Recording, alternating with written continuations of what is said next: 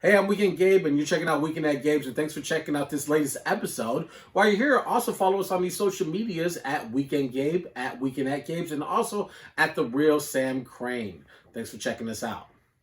All right, you're checking out Weekend at Gabe's with Weekend Gabe and The Real Sam Crane. Don't forget to give us a follow on these social medias, Weekend Gabe, Weekend at Gabe's, and The Real Sam Crane. By adding all three into your social media timelines, your life expectancy will increase by at least 5%. And that is just what, Sam? That's just science, America. And I want to apologize because I think last week I said that it would increase your resistance to COVID. It's clear that that's not true because you're ill. But nonetheless, all cap aside, 15%, America, that's a win. There you go. We follow the science, so follow us here on the social medias.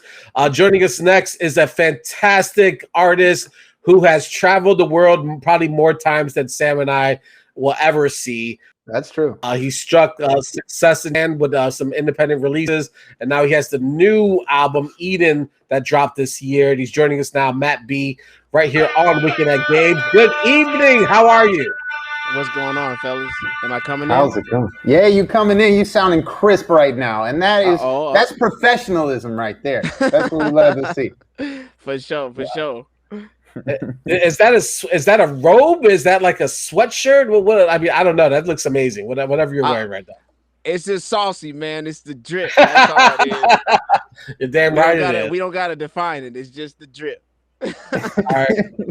Listen, we if you've been following this show, you know that I do not have any drip, so I could definitely use some advice. Sam would be the first one to admit that. So anything you got it. Go ahead. Anything you can give him is key. Anything you can give him is key. You know what I'm saying? Like he needs help. He's dripping right now, though. It looks like he's kind of dripping. I see him with the hair slick back. You got the little bit, a touch of gray in the hair and everything. You get nice little fresh little line up. You got yourself buttoned up, like nice little shirt on. He's kind of dripping in his own little way. You know what? Gabe is out swagging me today, and I will take this out. I'm sorry, guys. All I had was this Anthony Rizzo shirt, and that's it. Sorry. Well, thanks for giving us your time. The new album is Eden. It's out there. It's we're gonna break into that record a lot. You're born in Oak Park. You move out to the South Side to Inglewood. I had to throw some air horns because I'm also born in Oak Park. You know what I mean? It's very rare I meet somebody else that says that. So we don't wear it on our sleeve because it's not gangster. You know what I mean? But at the same time, it's true. You can't help where you're born, though, right? Yep, that's facts. I read that, or you said that you guys moved out to Inglewood and then into the Wild Hundreds. So you're a South Side kid. You grew up on the South Side, represented. Talk a little bit about like what that experience was like, because you also grew up in a church home, and that's where you got a lot of your early beginnings singing. Being a kid growing up on the South Side, what was that like? I guess in the early 2000s, or I imagine that's what it was like. well, for me, it was more so of a culture shock than anything because I was homeschooled from like kindergarten up until my first day of high school. Wow. So when I went to high school, I went to high school in the ghetto. Like I was on the south side of Chicago. I went to South Shore High School, which is like more east on towards like 87th Street. I mean, like, so you're familiar, 76th Street. So so that's where I went to high school, and it was just more so of a culture shock for me because I was really sheltered as a kid with me and my other siblings and stuff. Like my mom and my dad, they were just like, my father being a Chicago police officer and everything like that. He was like, we don't want y'all being out in these streets. We want to keep you out of trouble and all the rest of that. So the world really opened up to me in high school. Like prior to that, like it was like straight church and like Disney movies or whatever. Like, you feel me? That's wild. Go ahead, Sam. Yeah, no, I just wanted to talk about the church origins because I was sitting there and I didn't want to ask, where did it come in? Because that's a surface level question. But I was thinking about the album, and you chose to call it Eden. Yeah. And that has religious connotations. So talk about creating the cover art for the album and tying that together with sort of your Bible stories and church origin. Which is just funny because like the album isn't a religious album, and quite frankly, if anybody ever listened to it, they'd be like, "Man, this is sacrilege," or I don't know. They might say they finna kick you out of Eden. That's for damn sure. Right. Right. I'm There's the too snake. much booty shaking going on, Matt B. You gotta leave. I'm like the snake in the garden or whatever. Nah, but no, but real talk though, like for me, like my faith is super important to me, and regardless as to whether or not I'm doing gospel music or whatever, I always try and find a creative way of tying that in. So for me, with it being my homecoming, because I had the success overseas in Japan and all that, but this is my debut US album. And with that being said, I wanted it to be impactful. So it was kind of like a reset for me. It was kind of like God pat me on the back and like pushing me into the US market, like as a way of saying, like, this is my little homie, like he got my blessing, and he's gonna do his thing, and I'm gonna go crazy. So so the album artwork kind of tied into like that feel of like being in Eden, being in that garden, but then like we did like a really cool mixture because we mixed it between like what I was wearing, even though I'm like really tiny on the graphic art. I'm like wearing like some drip, like I'm wearing like some Fear of God shoes, and I'm wearing and like I'm urban dressed in a garden. So it's like juxtaposition almost. It's almost like what is this guy doing in here? But then at the same time, it's like eye candy basically. Mm. Mm.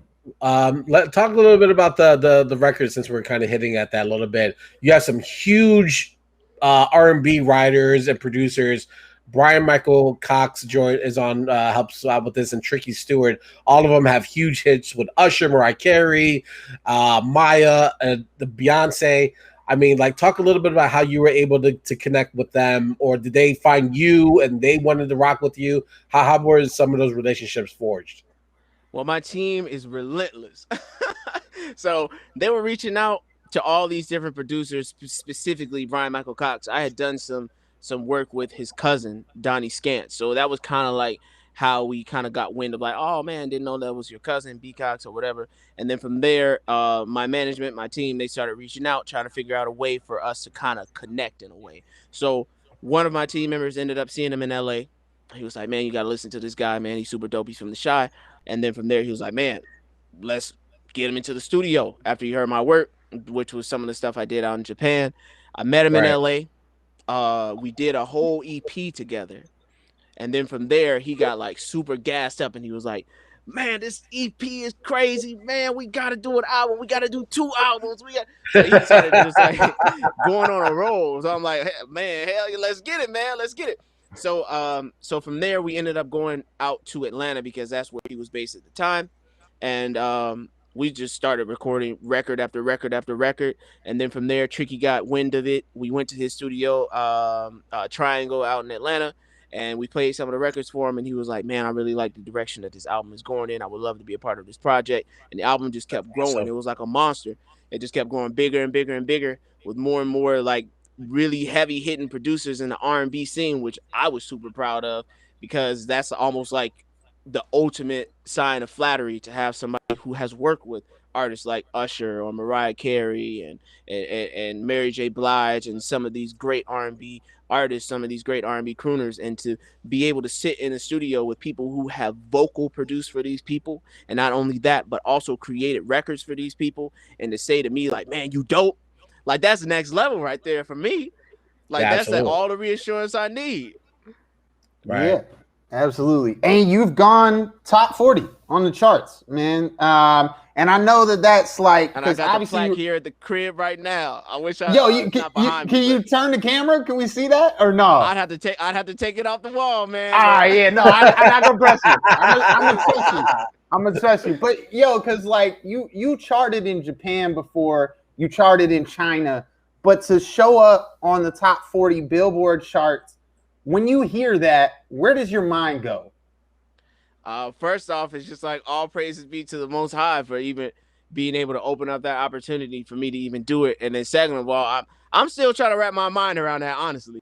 Like, you think in your head like, oh man, I'm eventually gonna do this. I'm gonna win these Grammys. I'm gonna do whatever. But then like to see it happen in reality, especially after working so hard and pushing for it for so long, it's Right. almost like it's a dream. It's like you're trying to wake up from it because you don't know if you are going to wake up and be like, oh man, I thought that was real life, but no, it wasn't. I still got a couple more years ahead of me, so I'm still grappling with that. But it's really humbling. Mm. What's interesting about your journey is that is stories that we would hear during like the early, like the, I would say the early part of music, but like the 70s, 80s, where like groups who were like really new, and then they would go overseas and sort of, sharpen their skills and their talents against European ears, or in your case Japanese or Chinese ears, and Yeah. and work on your craft before you made your splash in America. But we don't really hear that a lot because most of the artists now are kind of already established, and whether or not they have a SoundCloud presence or a Spotify presence. You took that journey where they reached out to you, said, "Hey, we're interested in your music. We want to make an album with you." What was that learning experience like, and how did it prepare you to make a jump into the American market? Well, musically, I feel like it wasn't that difficult because the music was always there, and I feel like the talent was always there. And obviously, like I'm continuing to sharpen my set of tools and really like hone my craft. But I really, on the back end of things, because I was an independent artist who was signing with a label overseas, Right. the paperwork behind that was a nightmare. So so Wow. it taught me so much on the business end of things. And I think that a lot of times as artists, we focus so much on the music, but the music is only like 5 or 10% of it. It's like Yeah. anything. It's like you think about like these iPhones that we have and all the rest of that. Like, okay, an iPhone is like any other phone, honestly. Like, especially in this day and age, like what sets the iPhone apart from a Samsung or whatever the case may be. And it's really the marketing that does. That's what's Mm. really selling you the dream. It's the marketing. So that's really what I learned. I learned about that. I learned about the fact that you have to have your paperwork in order because getting that conversion from yen to USD as like and, and and like looking at it like, oh man, I just made like $6 million. No, no, no, you didn't. Like, you know what I mean? Because the conversions are just really weird like that. So like that was a learning experience as well. So it was just a lot, but it really taught me a lot. So that way, when I did branch back here to the U.S. market, and I ended up getting some traction with Priority Records, I ended up signing with them, which is a subsidiary of Capitol Records. So I did a distribution deal with them like I did in Japan, and I was ready that time. Like it wasn't no weird questions. It wasn't no like, oh, what is this or what is that or what are splits or what are points or all that. Like I learned so much overseas that I went in with a bag full of tools and I knew what I was talking about. I knew what I wanted, and now I see the value and the importance of having that. Mm. Mm. Absolutely. Is there maybe one piece, because I've heard you say this in interviews before, that it's 90% business and it's 10% the art, right?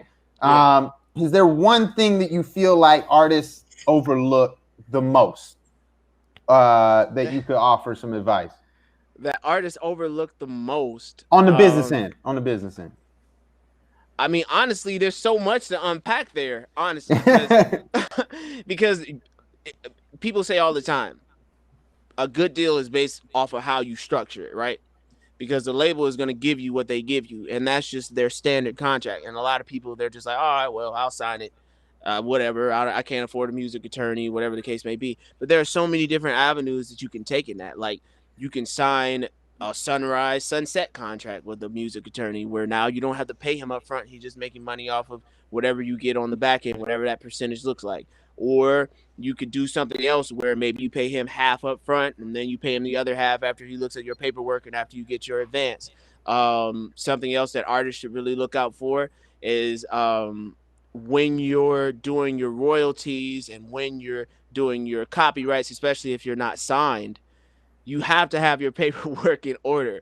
The producer agreements have to be in order. The splits have to be in order. You have to register your stuff on all of the DSPs, and you have to make sure that you have all of your just basically all your paperwork in order. And I'm going to tell you why. Because what happens is you end up with a record that does well, And then from there, the producers come knocking on your door. Knock, knock, knock, knock, knock. Yeah, you never did that producer agreement with me initially. Yeah, I know that I verbally said that I wanted $500. Now I want 50,000. And you have no there's no way around that. You screw. Like, you got to give the man his money, and even if he takes it to court, like, he's going to get really close to that. Or maybe it might do really well in another country. Like, maybe it might do really well in Japan or in China, Right. and you don't have your paperwork in order. So now your stuff might be spinning on the radio, which was happening to me. My stuff was spinning on the radio all overseas, in Europe, in China, in Japan, playing in train stations, all types of stuff. But because I had my paperwork in order, I was getting my royalties for that. I was getting my spins for that. But if you don't have your paperwork in order, you're screwed. You never even gonna know. And then it just goes inside of some dark pool somewhere, and then it just gets divvied up between whoever ends up with it. Yeah. I was gonna. I know that was a lot. No, you were spitting some facts. I just felt it, man. I was thinking about some artists that I knew, and I was like, damn, you know. We're not gonna name no names though. We're just gonna keep it PC. I was gonna ask. I wasn't sure I was gonna ask, but because you kind of opened that window, Matt. But because in the WGN interview, they mentioned that you didn't realize that one of your songs had 150 million streams. And so my initial thought was that it was being withheld from you, or that you weren't seeing the residual monetary, effects of that. But that wasn't the case, right? I'm gonna keep it 1,000 with you. I wasn't, and I'm still fighting that. And I'm gonna tell you why. I'm gonna tell you why. Because my contract was that my distribution was only supposed to be in Japan. So that was my contract. But they ended up, some way, shape, or form, the label saying they had nothing to do with it. It ended up in China. So I didn't know. And then from there, I found out just recently, like about a year ago, that my whole album back that I recorded like 6 or 7 years ago, ended up spinning like crazy out there. So now I'm in the midst of talking to my lawyer and doing all the stuff that I need to be. And I'll get my money. Like, that's not really the case. Lawyer, I'm worried about whether or not I'm going to get my money. But that's a good example of why you got to pay attention to shit. Yeah. You got to pay attention. Yeah, that's crazy. But, I mean, but you got to fight. But you got to fight for something that is rightfully mine. Exactly.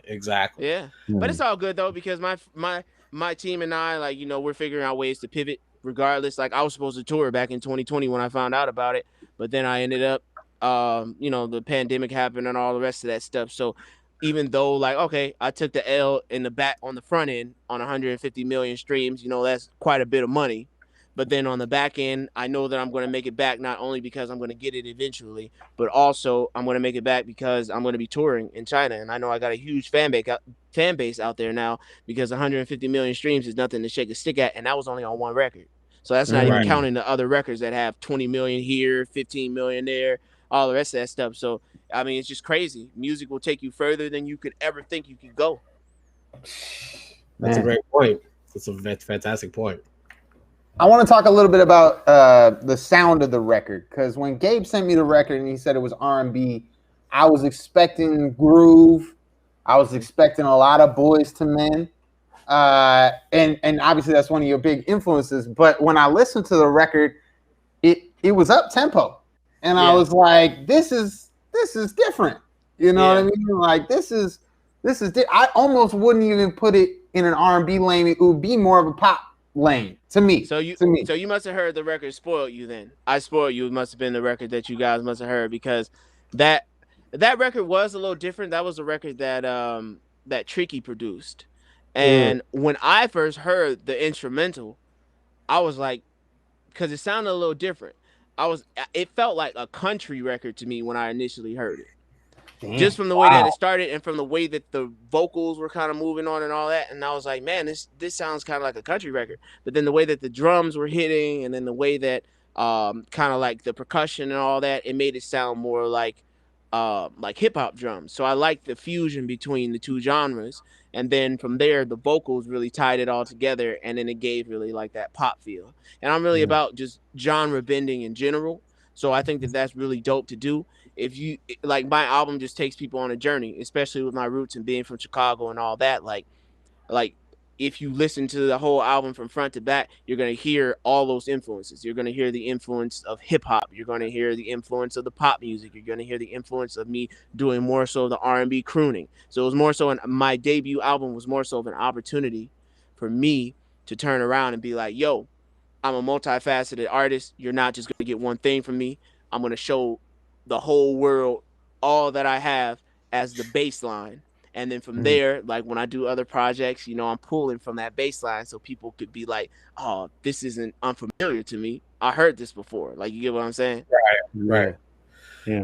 So I read that you said that you try to, with each record, you try to like give a little piece of yourself in each record, or like kind of reveal something about yourself. I have a question about Trap House. Okay. What did we learn about Matt B on Trap House? Because I'm not a Trap House expert, but I also know that there's not a lot of love in Trap House. Can you tell that Gabe's not a Trap House expert? I don't know. He could have pulled me. I don't know. He looked like he might be one of those Italians over there trying to hustle somebody from the Trap House. And he got his hair slicked back, man. I don't know. He's trying to fool me right now. He has like 2 kilos or whatever over there. I don't know. Behind that bookshelf. Funny. Listen, funny story, true story. Last night, someone called me on the phone and was like, and I was like, hello. And they were like, hey, do you sell weed? And I was like, no, I do. Like, that's a hard no. And they were like, okay, and then he winked at him. So obviously my cell number is in these streets thinking I move keys of weed. I don't know. But what did we learn about Matt B on Trap House? I had to know this. Okay, that's funny because I was just talking to Rhymefest about this maybe a couple of days ago, because he kind of asked me the same question. And he was like, man, paint me a picture. Like, where were you coming from when you did this record? And I was just like, man, like, it's really just about like a relationship. And like, I used to be like a player or whatever, and I used to do my thing. But then like, it was like one of those situations where it was like, at the time, the person that I was dating, like she came from another like world from me. Cause like I came from like the ghetto. I came from like the bottom, and she came from like middle class, upper middle class or whatever. And it's like, she's coming into this house, and kind of like the picture that Ryan Fest and I would kind of paint with one another. It was like, it's hot in there. Like there's only one fan in the window, no AC. And it's like, I'm gonna lay it down on you. I'm gonna do my thing type of stuff. Like making love in the trap house. Like it's not a pleasant experience until we start making love type stuff. Like, you feel me? So might not have any working AC, might not have any air conditioning, might have a hot fan in the window, might be about 80, 90 degrees in that motherfucker, but we about to lay it down. It's just one of those records. It sounds so good, but then when you're like really like listen, you're like, holy shit, like yeah, okay, like this is what it is. And she might even tell her friends about it because I just laid it down so crazy she had to tell somebody. I'm gonna play this record for my wife, and I'm gonna get back to you, sir. That's the impact, but that you were wondering what impact you would have in the American market. That's it. You're looking at it. Hey, I'll take it. Go ahead, play that Trap House record inside of that nice middle class home. Let's see. Y'all turn it up one time. upper class home. Let's not. I got it wrong. In that upper middle class home. Come on now. If it was middle class, his hair wouldn't slick back quite as nicely. You know what I'm saying? See, hold on. Now I knew that it was upper middle class. I should have known better, because whenever someone buttons the last button, you already know what time it is. You know what time it is. He's a no nonsense guy. we just don't need Teen Wolf, coming out of under here. So that's why I just like button that up. Let's keep that concealed. I want to look forward now, because I seen from the WGN interview that you're in Soundscape Studios is how you say that. There's so many S's in there. But do you have your eyes set on the next project already, or are you still unfolding this process of what's going on with Eden? So, I mean, I got a lot of stuff going on. I mean, I'm always recording. I'm always making new music. I'm supposed to be going down to Atlanta this weekend to work on some new music. I have like a really dope. I don't even know if I can say all that, but okay. I have a couple of projects in the works. I already have maybe like about 15 or 20 records recorded, and that's not even for another album. That's just for like EPs and singles and all the rest of that stuff. I probably will continue to piggyback off of the theme of Eden because I just really like that theme, and I really want to explore what that looks like to push it more. Like, what does it look like for Matt B to then leave Eden, leave that garden? And what does it look like for him to go out into the real world? What does it look like for him to realize that what he's doing probably doesn't make that much sense, and then maybe to find his senses and come back to something greater? I don't know. Like, you know, that's the beauty about being a recording artist, right? And being able to shape your own world and shape your own reality, which is why my IG handle is Matt B's World, because when you step into my world, it's like a completely different experience, and you don't want to leave it. Like, you feel me? Right, So, right. Absolutely. What is it about like Atlanta and like recording down there? We obviously Chicago is notoriously known for artists going down there and putting together records. What is it about the vibe down there, or just like the artistry that's happening, that's cooking up down there, that just brings out sort of the best in people? I'm gonna keep it 1,000 with you, and this is just The talking weed, from it's the weed. No. I'm gonna keep 1,000 with you from brother to brother. It's like a black mecca out there. Like, honestly, I would like everyone is down there. So like the reason why Atlanta is so dope is because when you go to LA, right?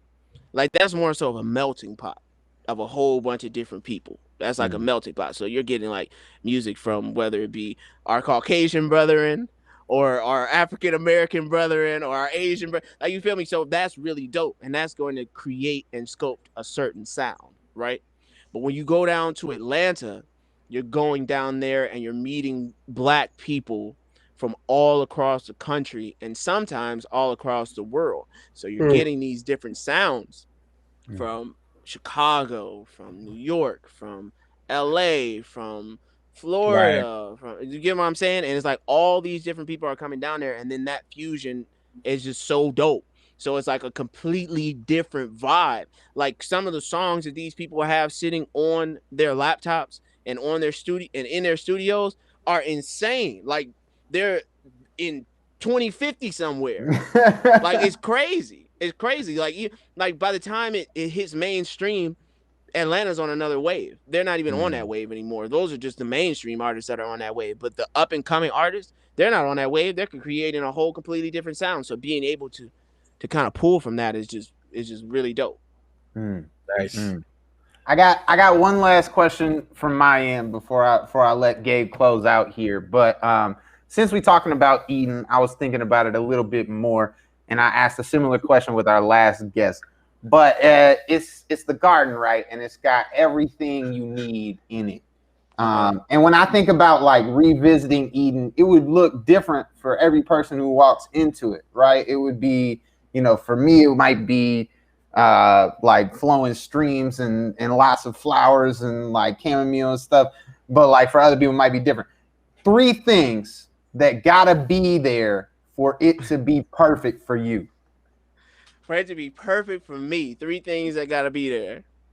If I walk in, they not there. But as soon as you walk through the gates, they there. Obviously, I'm gonna go some type of music, right? Or being able to create some type of music. I don't know. Can I say vulgar stuff on here? Of course, yeah. No, that's okay. Okay. Some pussy. That's key. Hey, even Adam knew that was that's key. Gotta be an Eden. Even hey, look. Even the Arabs talk about that with the Quran, right? Isn't that like their version of heaven? So, I'm not an expert in that either. Like 1,000 versions or something like that. No, but that, and then the last thing would be I don't know. Like, I really like water. I really like water. I like the Is it got to sound be? of Is it water. like flowing water? Is it a lake? What you got? It's gonna have to be flowing. It's gonna have to be moving water, and that's just off the top though, because I don't know if you ask me this like maybe like in the next 3 days, my answers might be completely different. And that Eden is in Atlanta for you, or is it somewhere else? That Eden is wherever I can find those three things. There you go. That's a good answer. That's a good answer right there. Can't be mad at that. Matt B is our guest tonight on Weekend at Gabe's. The new album Eden is on all digital streaming platforms. Go support it. It's a really fantastic listen to, and I really mean that. There's tons of great records that I really enjoyed that we didn't get into, including Saucy, Go Hard, Deep. Swipe is dope. There's so many really dope records on this whole album.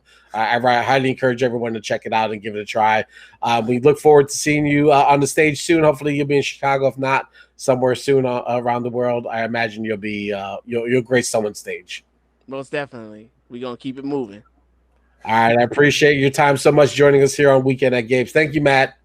Thank y'all so much for having me. I can't wait to do this again. And we just going to continue to do our thing over here in Matt B's World. If y'all want more information about me or anything like that, follow me at Matt B World. That's MATTB World. Step into my world, because once you do, you never want to leave it. And with that being said, thank y'all, and I'm out. All right. Have a good night. Thanks, Matt. You too. All right. Matt B joining us on Weekend at Gabe's. Man, I really loved talking to him. He was really fun. Man, I like how open he was. We are on a roll, man. We are on a damn roll. And you know what they say about when a pitcher is throwing a perfect game? Never say something. But I never played baseball as a youth, so I'm saying something. Man, incredible. Incredible. It's like every show we say this, but every show once we get to the end, I'm like, damn, that might really have been our best show yet. So shout out to Matt B for coming and keeping it loose. He was fantastic, and DJ Simba was fantastic before him. And we got two fantastic guests on Thursday, Gabe. Shigo Turbo is going to be joining us, and T Britta is on deck. So we got a big show lined up on Thursday as well, and we're working on something for next Tuesday as well that should be also equally impressive. We'll have more information then. So stick around and learn something, kids. Learn something. All right, before we get out of here, follow us on the social medias, Weekend at Gabe's, The Real Sam Crane. If you miss any part of the show, tomorrow morning on our YouTube channel, if you subscribe, you can get the alert, and you don't have to do any additional work, but you'll find all these great interviews and previous episodes posted as well. Before we get out of here, don't forget to support, share, and show love, the 3 S's, what you need in life, and you'll be a better person for it. Trust me. Absolutely, that's science, America. There you go. All right, everyone. Enjoy the rest of your Tuesday evening. We'll do it again on Thursday night. Holla. Peace. Hey, I'm Weekend Gabe. Thanks for checking out this latest episode of Weekend at Gabe's. Click on any of the links swirling around my head, and also hit the subscribe button while you're here. Thanks for checking out us here on YouTube.